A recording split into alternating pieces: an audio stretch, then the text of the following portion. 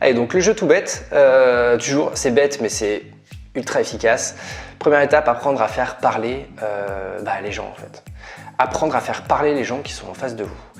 On a toujours l'image du vendeur, on se dit, surtout quand on a un profil qui n'est pas vendeur à la base, on se dit moi j'ai pas le bagou, j'ai pas la tchatche, je suis pas capable de parler pendant des heures.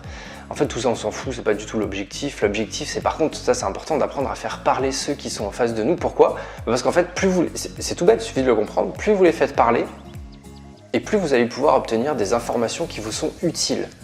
Donc évidemment que demain, si moi parce que je sais faire parler quelqu'un, je me rends compte que il veut du rouge, du bleu et du jaune et que vous l'avez pas vraiment fait parler, vous savez juste qu'il veut du rouge, j'ai forcément une longueur d'avance sur vous en fait.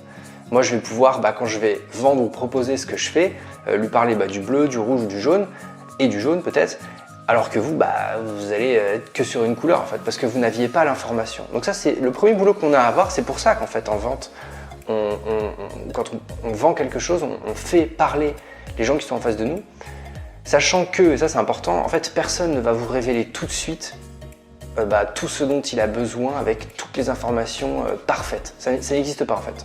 C'est pour ça que la vente impose souvent, quand on a des échanges, un peu de temps, un temps d'échange, peut-être 10 minutes, 15 minutes, 20 minutes, 5 minutes, je sais pas. Évidemment après, meilleur vous êtes et plus vous avez de bonnes questions et plus vous réduisez le temps avant d'obtenir d'excellentes informations. Mais quoi qu'il en soit, personne dans un échange, dès le démarrage, ne va vous livrer toutes ses peurs, toutes ses craintes, tous ses doutes. Voilà, ça va se construire aussi au fil de l'échange. C'est à vous d'aller le mériter. On appelle ça mériter la vérité. Je vous en parle dans le programme d'ailleurs, je vous laisse jeter un coup d'œil dans le lien pour, si ça vous intéresse évidemment, pour apprendre à vendre quand on n'est pas un vendeur. C'est des programmes qui sont très courts, beaucoup d'exercices pratiques, terrain. Et en parlant d'exercices d'ailleurs, j'en arrive à l'exercice donc sur cette vidéo pour apprendre à faire parler. Ok, donc le jeu que je vous propose là aujourd'hui tout simplement, c'est d'avoir donc là sur les 48 prochaines heures 3 conversations. Vous allez les chercher vous de manière proactive, on n'attend pas qu'elles viennent, que ce soit avec votre voisin, que ce soit avec un commerçant, le boulanger, quelqu'un de votre famille, votre ami, peu importe. Vous allez discuter avec eux et dès qu'il y a un sujet dont vous parlez, alors soit vous allez le chercher vous-même, soit il vient de lui-même, je vous demande d'aller poser un maximum de questions et de le faire parler de ce sujet-là en particulier. L'objectif est très simple, c'est d'obtenir des informations que vous n'auriez jamais eues si vous n'aviez pas, on appelle ça creuser en vente, si vous n'aviez pas creusé le sujet. Voilà, c'est tout. Alors encore une fois, là on va rien vendre, c'est pas le but, c'est pas grave.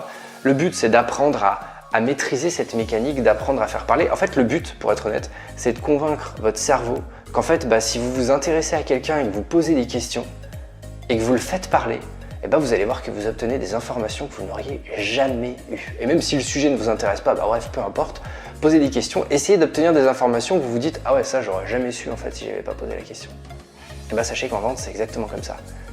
Vous pourriez vous dire 100 fois « J'aurais jamais su si j'avais pas posé les questions ».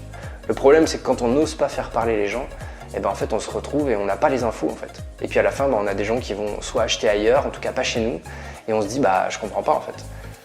Non, tu comprends pas, mais c'est parce que tu n'avais pas vu que tu n'avais pas les infos en fait. Donc si tu n'as pas les infos, par définition, forcément tu comprends pas, mais du coup tu perds et tu vends pas. Voilà. Jeu que je vous propose, très rigolo à faire.